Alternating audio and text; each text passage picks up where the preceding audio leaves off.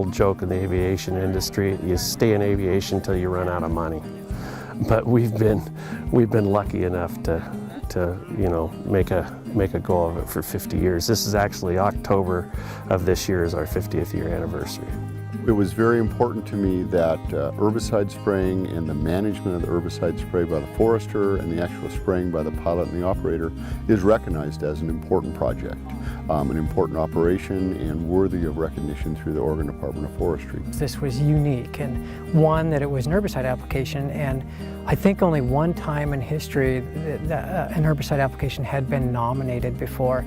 And then for a second reason, the nomination was for both an actual operator and a landowner as one kind of entity. And we feel honored to celebrate the fact that we're doing it right, we're doing it safely, and we really want the public to understand, all the publics of Oregon to understand it can be done right. In forestry, these landowners could not do everything they need to do in the short time frame they have to do it if they didn't have the tool of aerial application. It's safer, number one. Number two, you can cover a lot more acres. If we're going to be able to use this tool down the road, you know, you have to educate people and you have to make them aware of other people's concerns. It's all about, in my opinion, all about education, educating the people on the Board of Forestry, the people, the general public. I think we have a great tool in aerial application with herbicides. Herbicides are a great tool. How quickly we're getting rid of some of the noxious weeds out here like thistle and Scotch broom.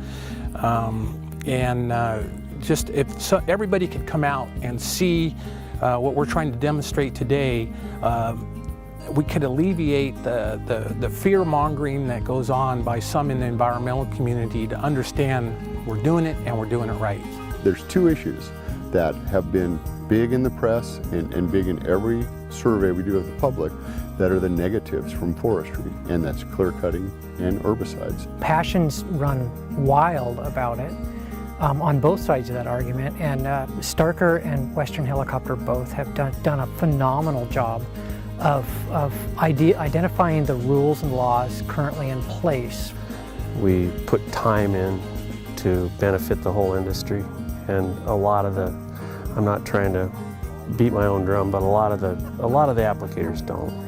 You know, explaining to everybody how these herbicides work and how they behave in the soil and how they behave in the environment, and it's back to the education. And Mark and Rick, through Starker Forests and Western Helicopters, have just done an incredible job on their own, working with the legislature, working with the regulators, and working with the public to help them understand. And then working with OFRI, they've worked with us in our landowner education program to help other operators, to help other landowners, to help professional foresters understand really what the best practices are and how to do things right. Because as we found working with the legislature, if you do things right, there's not an objection to what we're doing. You know, it's just not about Rick and myself. There's a whole bunch from his mechanics, his truck drivers, the Starker Forest, the other foresters that help us on a spray project. It's about the amount of effort and training that goes into pulling off this operation. Starkers handles things so well that they know their neighbors, and we encourage all of our customers to do this. And like I mentioned earlier, there's even customers that we could work for, but we choose not to because that's not their attitude. I think embracing your neighbors and having good relationships and all that's really important to what everybody does out here, whether it's aerial application or it's logging or whatever. And I think the more that the industry can educate and put their word out there and talk to people, the better off we're all going to be.